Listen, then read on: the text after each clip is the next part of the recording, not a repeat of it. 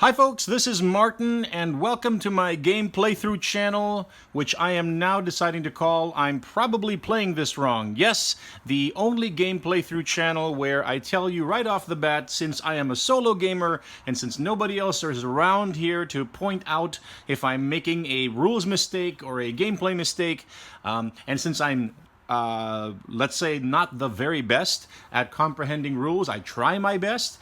Yeah, you know what? I'm probably playing it wrong. Hopefully my mistakes are minor, but if they are major, I'll probably re-record a playthrough. But you know what? I just like to make playthroughs because sometimes I like to play games and sometimes I like to share them. And I hope that those playthroughs and my playing of my solo games are helpful to you and to others. Okay, I just wasted 50 minutes of your time with the name of my channel. So today on the channel, we're going to do a playthrough of a game called TINYforming Mars by Mike Bevilacqua. This is a free print and play game. It's available on Board Game Geek, and I will, if I remember to, post links to where you can download this and make your own copy in the video description below. Now, the version I am making today, well, okay, so let's talk a little bit about the game. And let me read to you directly from the rules. This is a fan-made miniaturization of the game Terraforming Mars. It's an inspiration. It's a labor of love by the designer Mike Bevilacqua. Obviously, Terraforming Mars is one of his favorite games, and he decided to make an homage. Now, he came up with different rules. He came up with different art. He didn't use any of the art from the big game. It's basically, think of this as like board game fan fiction. It's Michael's love letter to a game he loves very, very much, and it's totally free, print and play, so he's not making any money off of this. Okay, so. And the version that I am playing today is by a graphic designer called Cheryl Leon Levy, or Levy. I hope I'm saying her name right. So Cheryl at some point saw this project on Board Game Geek when it was still in its earlier stages, and she volunteered very nicely to come in and do her own, provide art for the game. And this is the version that I'm going to be playing today. Okay, so. Enough about like back talk or meta information about the game. Let's talk about the game itself. So very quickly, what are the game components? So you have a couple of these map cards, and at the start of the game you decide which map you're going to play. Are you going to play the Elysium or are you going to play Tarsus? So today I'm going to decide to play Elysium. Okay? And one side of the map card shows also the standard projects that you're able to do on your turn and what the requirements are and what the benefit will be if you actually are able to do that standard project. We'll talk more a little bit about that later on. As well, we've got some white cubes to indicate the white player. We've got some black cubes to indicate the black player. So this is a 1 to 2 player game. There are solo rules, and there's also a way to play it 2 players. In addition, if you want to print and play this game, you have to provide some colored cubes. You will need 10 yellow cubes, and these represent credits, so money that'll be used throughout the game. And then you have some red cubes, and these represent heat. So heat is one of the parameters that you get to adjust throughout the game. The green cubes are called greenery. The blue cubes are called water cubes. And so you have these, and these are all parameters that you get to adjust throughout the game as you play TINYforming Mars. And there are also some resource tokens. So these are included in the print and play file. And what I chose to do is I made them, I printed them on cardstock, and then I stuck them to a little bit of vinyl floor tile to give them a little bit of width, heft, and substance, as you can see. So that's like how thick they are. And then I kind of manually cut them out with scissors. So they're not perfectly round, but that's okay. That's fine with me. And Cheryl, by the way, provided a whole bunch of tokens that can be used to replace the cubes. And I may decide to construct the tokens at some point in the future, but for right now, I was very impatient to try the game, and so I just went ahead and just went with some colored cubes. Okay, so those are the basic components. Oh, I haven't shown you the map cards, or rather the project cards. So there are 14 project cards, and they have 2 projects on each side, one on top of one of the other. And I will show you how these project cards work a little later on in the game. So let's go ahead and get ourselves set up. So, well, first of all, the object of the game is you are trying to terraform Mars by completing projects that fulfill one or more of the parameters for sustaining life, those being heat, greenery, which provide oxygen, and water. And the player that is able to complete more projects toward this goal as well, build their cities on prime Martian real estate, will be the winner. So that's basically the goal of the game. So setup. The players decide if they want to play Tarsus or Elysium. So I've decided to play Elysium, as I said. Let me go ahead and get us closer in here so that you can see a little bit more of what's going on. And then players decide who's going to play white and who's going to play black. The white player will be the first player in the odd numbered generations, and then the black player will be the first player in the even numbered generations. Now each player will then start the game with 5 credits. So here's 5 credits for the white player, and here's 5 credits for the blue player. Credits allow you to purchase things. The 3 types of parameter cubes are placed off to the side to form a supply. So I'm going to go ahead and place them in here in this box that I'm using to store the game. Take the project cards and shuffle them. And this is the only time you will shuffle these cards in each game. After you shuffle them, they don't get shuffled again. And then we'll place these off to the side to create a draw deck. So let me zoom out just a little bit so that you can see the draw deck. Okay, now when we start, the white player actually starts, and they will flip over the first project card. And then the white player gets to choose and determine which side they are going to, it's going to face them. Because the way this works is, when you lay these project cards down, let me go ahead and get you set in here. When you lay these project cards down, the side that faces that player is the project that's available to them for that turn. So for example, if I'm the white player, this side is available to me on that turn, this side is not. This side is available to the black player on their turn, etc., etc. And that's basically how the game flows. And then, so each time it's kind of like a draft, where the white player, if it's their turn, if it's an odd numbered turn, they choose first. And then the black player chooses second, which side they want to face them. Let's say it's going to be like this. Let me zoom out a little bit. And then finally, the white player again will choose which side will face them. I'm not really paying attention right now to which project is which, and but you know, if you were playing this in earnest, then you would definitely want to choose the side that is more advantageous depending on the location of your cities on the map, which we'll take a look at right now.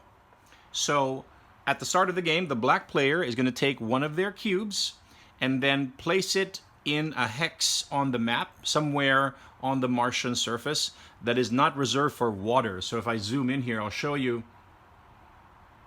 So these spaces here, these kind of like bluish colored spaces are reserved for water. So you can't place a city there because that water is going to go there. And so you decide which hex you're going to start in, and that will be the starting place for your city. So blue is going to try. You know what? I'm going to place it right here because it seems to me, with my current like knowledge level of this game, which isn't much, and remember, I'm probably playing this wrong. But it seems to me that if I'm surrounded by water, that gives me a lot of options and choices for being able to score points, complete projects, etc., etc. So as the black player, I'm going to choose to start there. Now, if we zoom out a little bit, the black player got to place their city first to kind of offset the fact that white chose more of the projects at the start of the game. And so now the white player gets to take one of their cubes and then decide where they want to place it. Now, it cannot be adjacent to a hex occupied by the black player's city. So the white player is going to try to, maybe, the white player says, I'll place it here in this spot, which has a kind of white outline around it. And that outline and that icon means that basically is a persistent resource that will be added to the resources available for that player as the game progresses. So that's going to be a little bit of a leg up, a little bit of a bonus for the white player here. Plus, it's adjacent to some water, so that seems to be a good place to start. Okay, and then the game will begin with the white player. Good. So we've got ourselves set up, and then what I'll do, as I zoom out here, is I'll actually try to look at these cards, these project cards, and see which is more advantageous for white and black, and then we'll get started playing in earnest. So I will be back in a moment. All right, I'm back, and I've got a couple of corrections from reviewing the first part of this playthrough. First of all, I kept on calling the black player the blue player. Obviously, it's the black player. My brain's not firing on all cylinders quite yet this morning. And I also wanted to correct the location of the starting city of the black player. So earlier it was here in this kind of hex surrounded by water. But you know what? I realized upon closer kind of inspection that is not a great starting place. Why not? Because look, the white player already has a leg up. They've decided to place their city here, and they're instantly going to get a bonus electricity resource or light resource, right?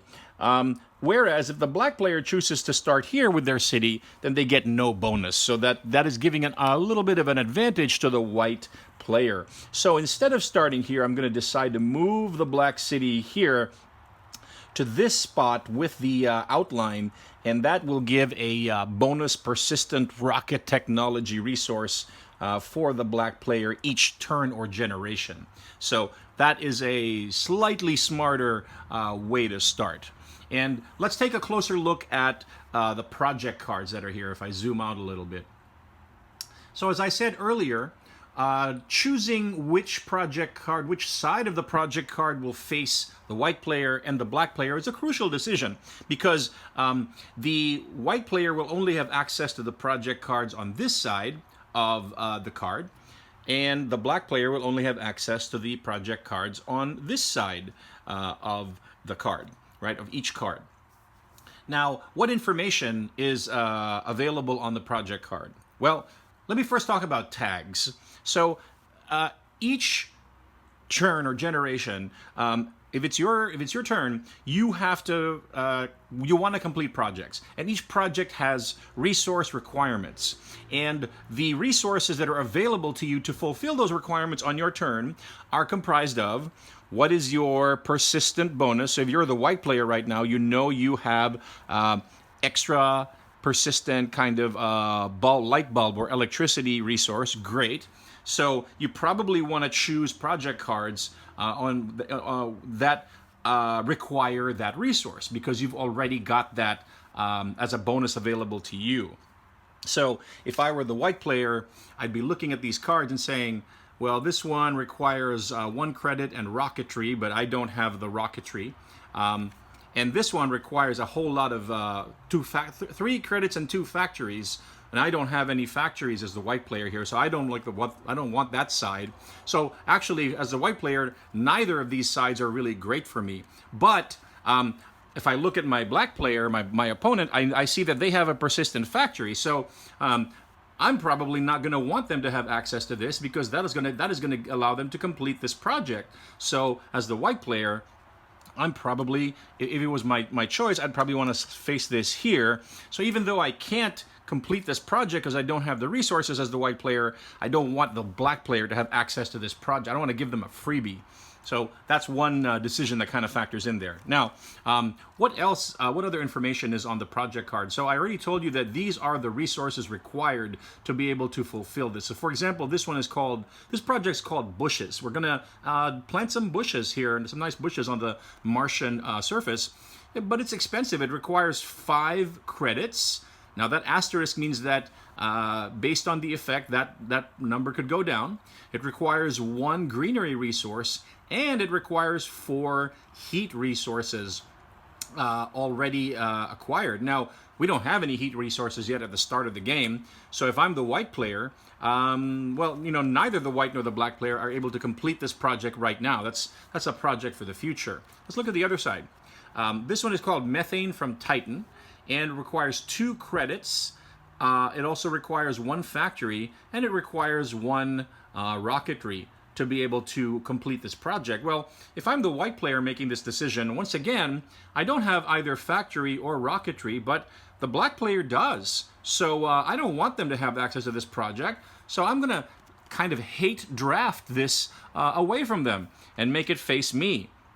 So even if I can't complete that project yet, I want to disadvantage the black player as much as possible, because I obviously want to win. And then finally, these are the things I was talking about earlier. So you have the resource requirements to complete the project. Here's the name of the project. Here's the bonus or benefit or the effect of the project if you complete it. So for example, this power grid, if you were able to provide these resources, 5 credits, 1 power, and 1 factory, then you would get this benefit. You would earn a heat and get a 1 credit. And well, let's actually just read this text. Gain 1 heat cube and then gain 1 credit for each of your cities on Mars. Now, at the start of the game, you can only have 1 city each player, but during the game, you have the ability, if you have the resources, to be able to build another city. And the more cities you have, sometimes there are project cards that give you more benefits per city. Now, the final piece of information is these tags at the bottom of each project card, and this is another thing that factors into your decision which side you choose to face you. So let's say that this is how we chose to face things, right? So on my turn, if I'm the white player and I'm starting here in this generation, what resources do I have available to me to be able to complete projects? Well, as the white player, I've got that persistent electricity, as we talked about earlier. Plus, we also have all of these tags that are currently facing us. So if you can see here, we'd also have this power or this lightning bolt resource, greenery, another power, another greenery, and another kind of like electricity or light. So I would want to use or choose a project card that whose requirements align with whatever tags I currently have available to me, which right now doesn't look like much. Doesn't look like the white player is able to satisfy any of the requirements for any of the cards facing them right now. This requires rocketry technology, which the white player doesn't yet have. This requires a factory and rocketry. White player doesn't have those. This one requires power, and the white player has some power, has 2 power actually, but factory. White player doesn't have any factory. So looks like for the first generation, white player does not have any of the resources to be able to complete any of these projects. So, but fortunately, there are some standard projects that you are able to do on your turn. So let's go ahead and take a closer look at what those standard projects are. So one thing that you can do is you can always gain 1 credit. That's the very, very kind of default thing that you can do. If you can't do anything else on your turn, you can always gain some money, right? Now, you could, by doing this one, place or relocate a city. This requires 2 credits, a factory, and some rocketry technology, and you could place a second city somewhere here on the map. Another option, another standard project that you have is place 1 water cube, and that requires 3 credits plus a light bulb or electricity resource and a rocketry technology. You could place a greenery cube, which requires a factory, 2 greenery, and 3 credits. Or finally, you could gain 1 heat cube. Now this is interesting because it looks like the white player does have 3 credits. They have access to this kind of lightning bolt resource based from here or from here. Let me show you where. From either here or here, they'll get that 1 lightning bolt resource, and this also requires 1 light bulb resource, which they happen to have not only here, but as their persistent bonus. They get a lightning bolt from over here. So it looks like white player has one standard project available to them to do this turn, which is to gain a heat cube. And having heat cubes is a bonus, counts toward end game bonuses. So this is what white player is going to do. They're going to spend 3 credits, and they're going to spend 1 lightning bolt resource and 1 electricity resource to be able to gain a heat cube. Now, by default, unless a card tells you to place it somewhere on the map, the heat cube stays on your side. And that is victory points at the end of the game. So that is the... oh, and when you're done with a standard project, notice here it says on the card itself, very, very conveniently, if I can get close enough there so you can read it, standard projects are a maximum of 1 per player per generation. So you can only, since I've already done 1 standard project this generation, then I can't use it again. And to remind me that I can't use it again, I'm going to place a white cube over here to indicate that the white player has already used their 1 standard project for this generation. Okay, and now it is the black player's turn. All right, I'm back. It's a few hours later. I've done some errands. It's the afternoon now, but I'm going to continue my playthrough. And I know that the lighting's probably changed. It's all different because the sun is coming in. And you know what? We're just going to go ahead and do it. We're going to roll with it. This is what's going to happen. When last we left our intrepid adventurers, it was the black player's turn. Now, here's something that I remembered I should be mentioning. Inside of each generation, when you are in the action phase, that's when you're taking your actions and you're trying to do your projects and spending your credits and all that beautiful stuff, you can keep on taking actions as long as you have the resources and the credits and the available projects to spend. There's nothing that says that, hey, you just do 1 project or no project and then you're done. You can keep on going as much as you want as long as you have the resources, etc. Now, the restrictions here are, as I mentioned earlier, you can only do 1 standard project each generation. So white player has already done their standard project. They can't do another one for this generation. And you also can only do 1 project 1 time per generation. So you can't, for example, do this project twice in a generation, or let alone 3 times. So those are the restrictions. Okay, so we're still in the first generation, and it is now the action phase for the black player. And I've been taking a look at the available projects for the black player here, and it doesn't look like they have the required resources to be able to do any of these. So this one here, which is called Ice Cap Melting, will require at least 5 heat. As you can see, there's only 1 heat that's been generated so far in this game. So that's already out. As well, this one called Bushes requires 4 heat, so that's out as well. This one called GHG Factories is going to require at least 2 factories. And the black player doesn't have access to any factory resources in this particular generation. So looks like all of these projects on the project card facing the black player are out. So therefore, if I was a black player, which I kind of am, I'm going to have to look at a standard project as well. So what standard projects are available to the black player? Why don't we go ahead and zoom in here so that we can put ourselves in the shoes of the black player. Okay. So if they had 2 credits, a factory, and a rocket technology, they could place or relocate a city. Well, they have the rocket, but they don't have... Well, they actually do have a factory. So they could place a city. That's a very interesting idea, because the more cities you have, the more bonuses you get. So the black player might actually get an advantage by placing a city. Or if they had 1 rocket technology and 1 electricity and 3 credits, they could place 1 water cube. And water cubes adjacent to your city earn you victory points and bonuses. Or they could place a greenery cube if they had a factory and 2 greenery. Looking at the tags here, they've got 1 greenery, and that's so they won't be able. They can't afford to do this standard project here. If the black player had access to power or a lightning bolt and electricity, then they could gain a heat cube. Let's see, they do have that. So the choices for the black player are either gain a heat cube or place a city. And I'm thinking, since we can afford it, why don't we try to place a city? So black player is going to pay. Let me zoom out so that we can now get a better handle on what's happening here. So black player is going to choose to pay 2 credits. So there's the 2 credits. And they're going to pay a factory and a rocket technology. So they have a factory down here in this tag, and they have a persistent rocket technology.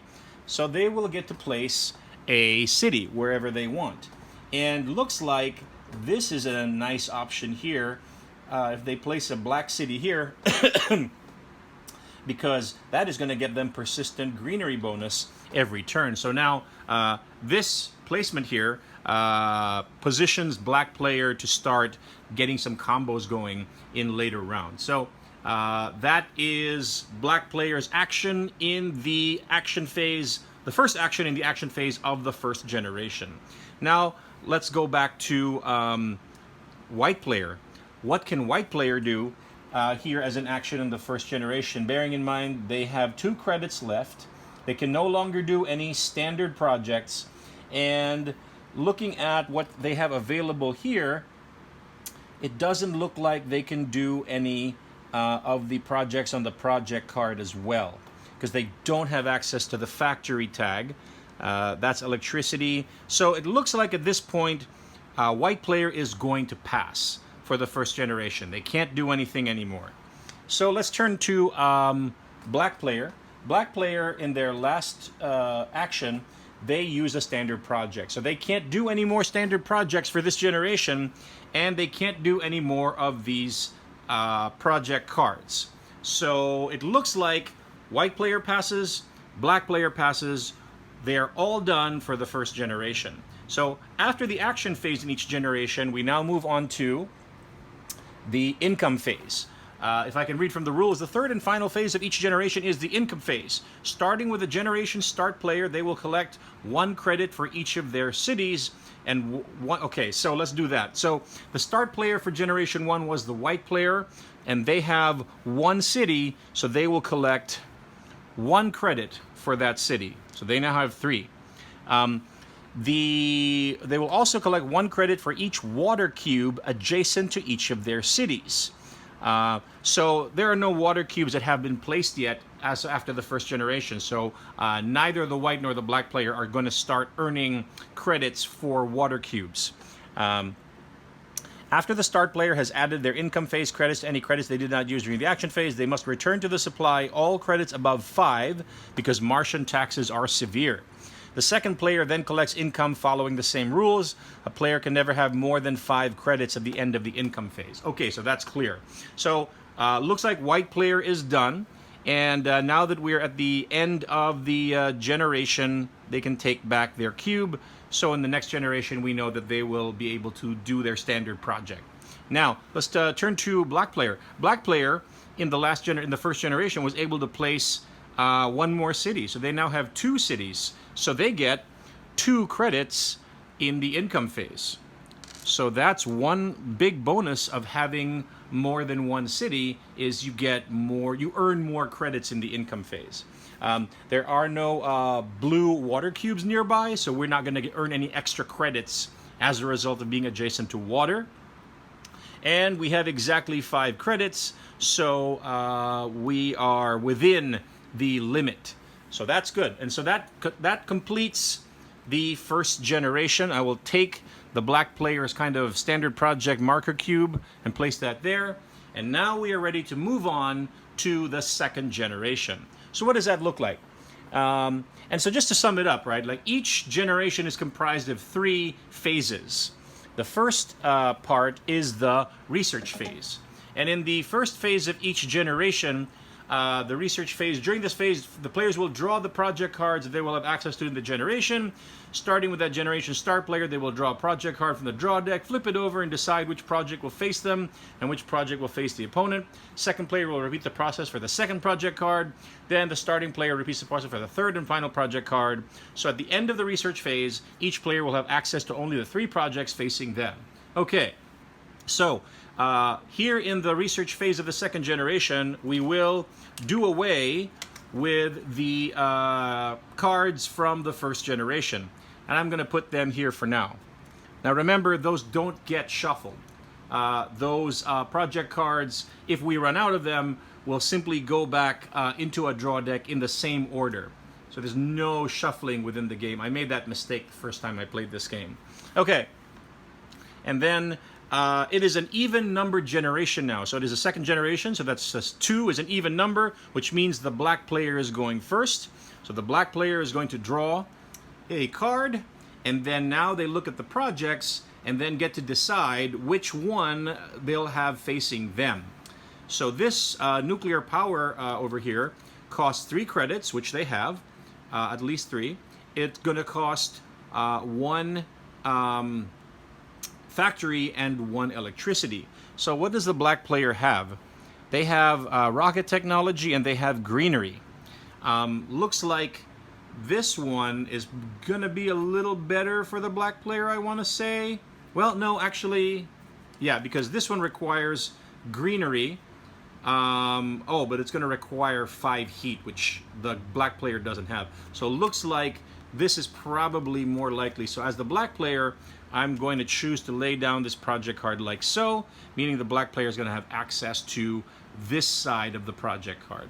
Now the white player will then take their project card and then decide, do the same process and decide which one they'll want to have access to. Remember, white player has a persistent electricity. So this aquifer pumping project will cost 4 credits and 1 power generation or lightning bolt and 1 greenery. This moss one will require 4 credits, 2 greenery, and 1 water. So right now, white player can't afford to do either of these, and it doesn't coincide. Well, it doesn't coincide with their persistent resource. So it's kind of 6 of one and half a dozen of the other. So. But white player also doesn't want to give black player access to something that they can easily do. So white player can already see that black player has greenery tag here, and 2 rocket technology. So maybe this at this point is likely more advantageous for white player. So they'll have the moss side facing them and the aquifer pumping facing the black player. Now it's back to the black player for their final bit of the research phase. Take a look here at the next card here, and they get to decide which side is more advantageous to them. So this grass project will require 3 greenery, 2 credits, and 3 heat. So we don't have that yet. And this geothermal power will require 3 credits, 2 factories, and 1 greenery. So maybe this is more likely. So the black player is going to choose to have the geothermal power side of the project facing them. Okay, and that concludes the research phase for the second generation. And now we move on to the action phase. And remember, because it's an even numbered generation, now the black player is going to go first. So the black player would like to do some projects. So let's see here.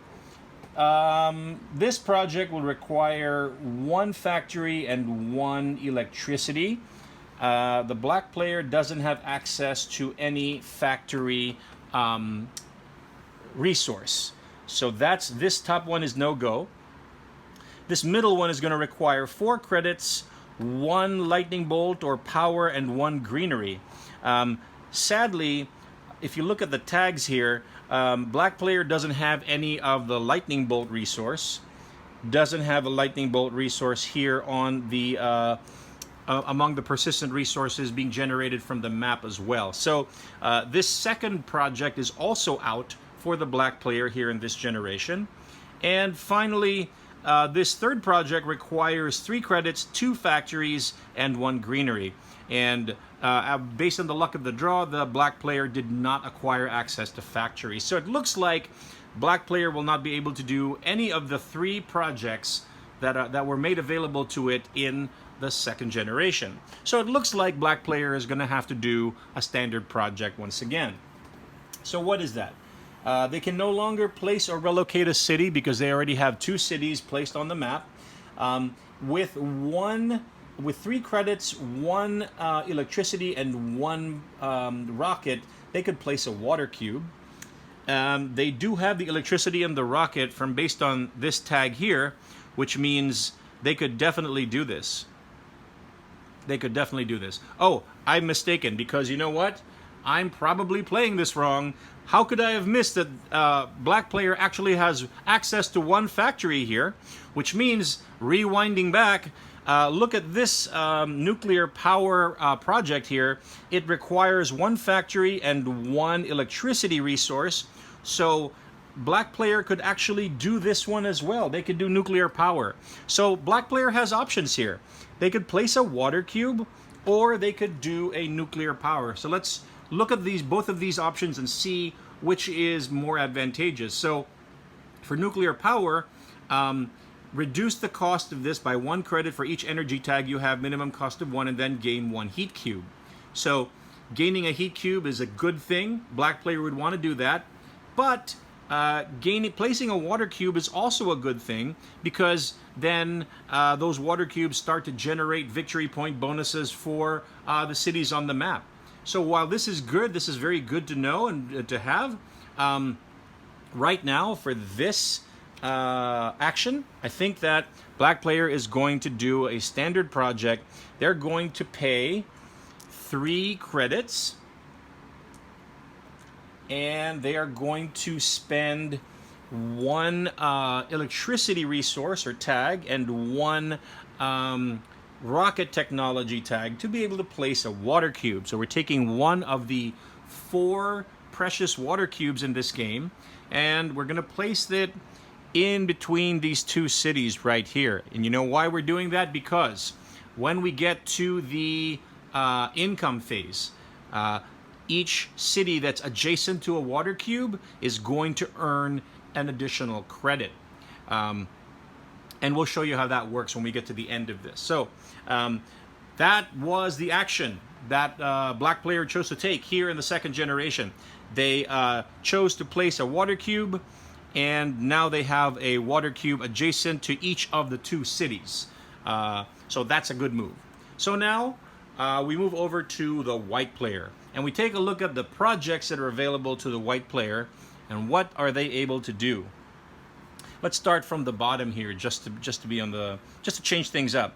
So this grass one requires 3 greenery and 3 heat. So that one's out right off the bat. This moss one requires 2 greenery and 1 water being placed on the map. It doesn't matter like who play or which player placed that water, as long as there's 1 water. But does the white player have access to 2 greenery?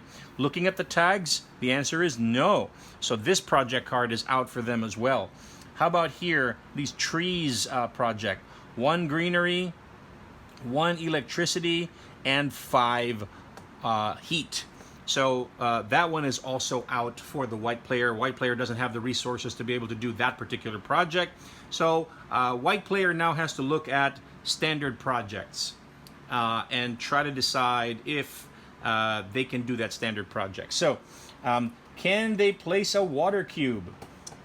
White player has access to rocket technology for sure. Do they have access to electricity? Not among these tags here, but yes, they do have access to it based on the location of their city. So white player could also place a water cube. So that's interesting. Could they place a greenery cube? It would require 2 greenery and 1 factory. And while they have factories here, they don't have any greenery, so that's out. Could they gain a heat cube?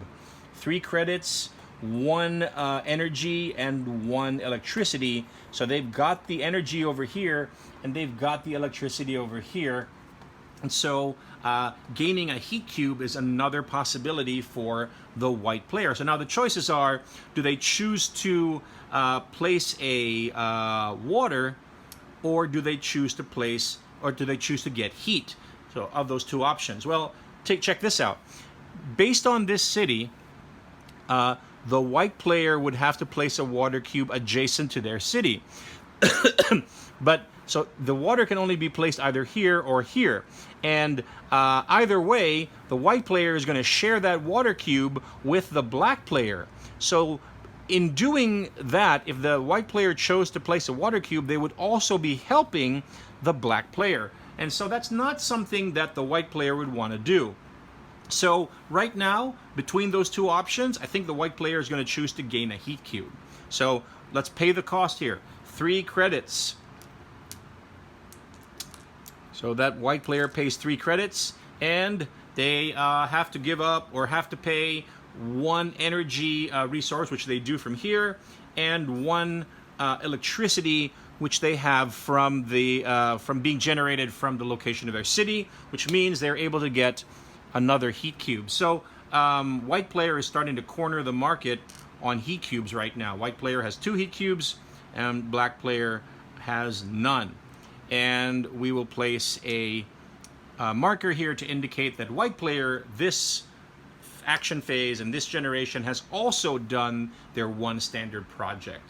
So moving back to the black player, do they have the ability to do any of these remaining projects? They can't do their standard project because they already did that one. Normally they would be able to, but because they do have the energy tag.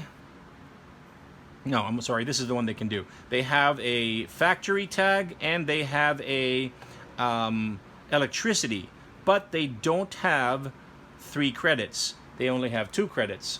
Let's take a closer look at this one. Reduce the cost by 1 credit for each energy tag you have, minimum of 1. Well, that would have been very nice, except that we only have 1 energy tag.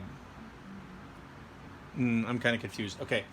Reduce the cost by 1 credit for each energy tag you have. Oh, okay. So this project would have cost fewer credits if we had more energy tags, but black player doesn't have energy tags whatsoever, so they actually can't afford to do that project, and they don't have the resources to do either of the other projects, so the black player passes, and the white player is also going to pass. So that concludes action phase 2 in generation 2, and now we move on to the income phase for the second generation. So how does this work again? Starting with the generation start player, in this case the black player, they will collect 1 credit for each of their cities. So let's do that. So 1 credit for this city, 1 credit for this city. So cool. And they will also collect 1 credit for each water cube adjacent to each of their cities. A water cube touching both of a player's cities counts for each of those cities. So this adjacency counts for another credit, and this adjacency counts for another credit.